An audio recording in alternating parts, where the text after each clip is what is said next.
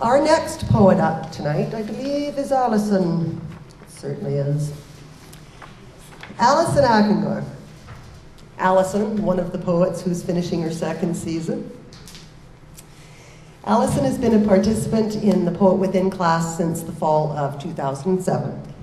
Encouraged by Jade's passion for poetry and easygoing teaching style, she has made Tuesday night poetry writing a ritual.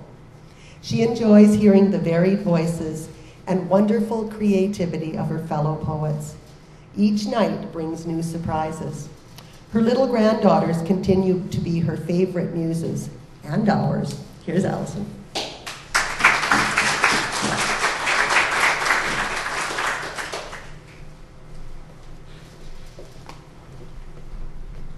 Hello, is this the right location?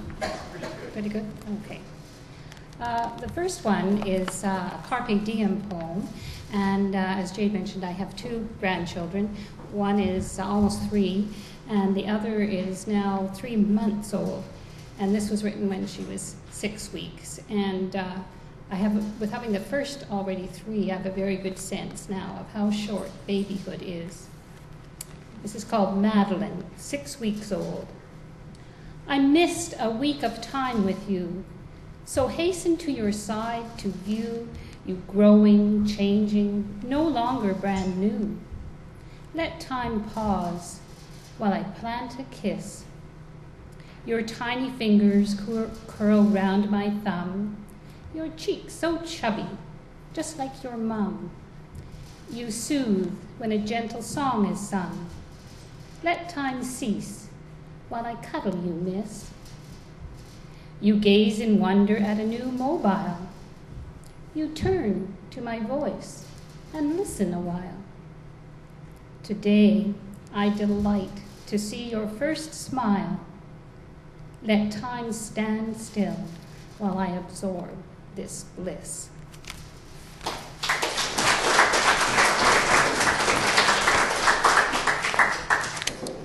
And unfortunately, with this session of poetry class, I've had to miss quite a bit because I've been experiencing symptoms of dizziness and vertigo. And so this is an Italian sonnet, but it's definitely not a love poem. It's about this experience with dizziness, and it's called Spinning. Out of control, I cartwheel into space, no longer grounded to our earthly sphere. I spin and twirl, a dance infused with fear. Gravity no longer holds me to this place. I slip and slide from my own earth displaced. My footsteps never sure they will land here. Towards an airy in-between they veer. Vertigo overtakes me. I fall from grace. Like Earth itself, which spins around the sun, though lost in space, still finds its way around, revolves from dark to light and cold to heat. Let me whirl until a new balance is won. Let me spin until a new orbit is found. Let me reel past dread until I am complete.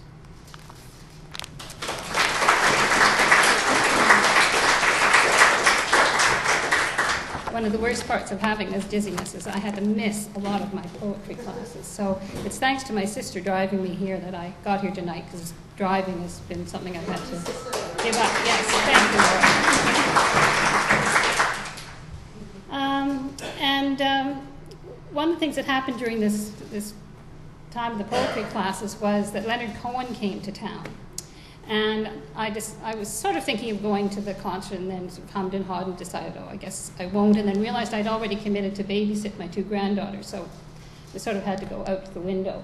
But I did listen or watch his concert on TV called Live in London, and so heard all his wonderful lyrics and wonderful voice again. And then I really felt, oh, why wasn't I going to that concert? So this is when I was feeling sorry for myself. And I grew up in Montreal, where Leonard's was his venue for many years, so I've always sort of felt some connection to him. It's called Longing for Leonard. Leonard's sounds entice us. His words carry us away. His chords resonate within our core. All women long for Leonard. Lost in the depth of his voice, who among us would not draw the covers back and reveal the space we all keep, ready, waiting for Leonard?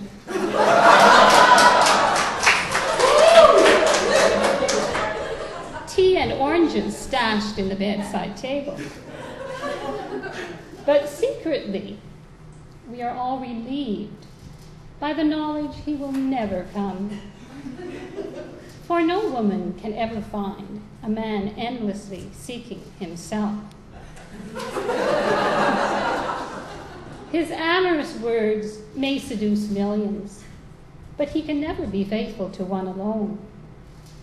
Instead, we turn to our own sweet lovers, their poems not published, maybe an exception in this room, but written just for us. Their singing saved for the morning shower, for they have stayed the whole night long and will return to us tomorrow. We long for Leonard Cohen, but love the ones who really are our man.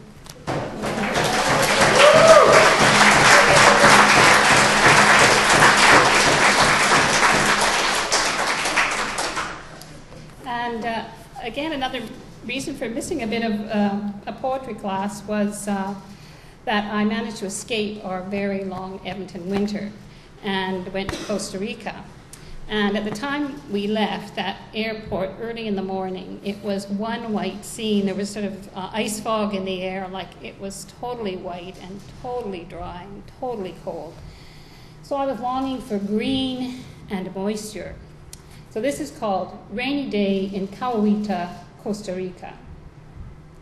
Trade winds rise up Talamanca slopes, cool and drop their moisture. Rain falls on everything, polishes surfaces to a glossy green, slides down long palm fronds, glances against hibiscus leaves, rides down veined paths to drip at the tip, races down corrugated metal roofs, forming a curtain at their scalloped edge. We sit here behind a waterfall on the Rainforest Lodge veranda. Rain plops into the growing pools, leaves bubbles and ripples. Its gentle percussion fills the air, tempo moving from slow to fast and back again. A rain-struck leaf plays metronome, bounces up and down in time. Earth becomes a moss-green sponge, playground for tiny red-eyed tree frogs and yellow eyelash pit vipers. Caressed by this moist Caribbean air, we too relax and merge with green.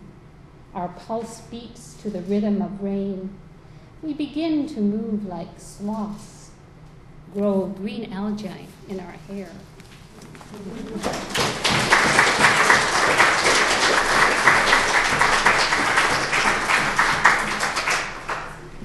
Thank you, Allison. I'm sure glad you could make it tonight.